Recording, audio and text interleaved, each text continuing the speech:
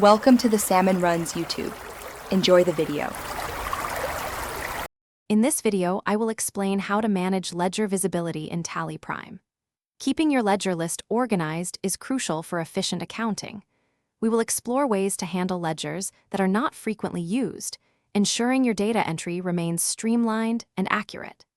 This guide will help you maintain a clear and functional accounting environment, preventing clutter and potential errors in your daily operations. To begin, navigate to the chart of accounts from the gateway of Tally. Here, you can review your entire list of ledgers. Carefully identify those ledgers that are no longer actively used for daily transactions. Once identified, you can mark these specific ledgers as inactive. This action prevents them from appearing in your selection lists when you are making new voucher entries, helping to reduce clutter. Once a ledger is marked as inactive, it will no longer appear in the default selection lists during voucher entry. This significantly streamlines your data input process. Importantly, all historical transactions and balances linked to that ledger remain fully preserved within your Tally Prime data.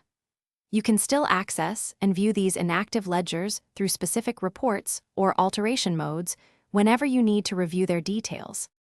Should an inactive ledger become necessary for future transactions, you can easily reactivate it, making it available for selection once more. It is a good practice to regularly review your ledger masters to ensure accuracy and relevance. Establishing a clear policy for creating and managing ledgers will further enhance your accounting efficiency and help maintain a well-organized and error-free financial system in Tally Prime. Thanks for watching. Consider subscribing if we helped you.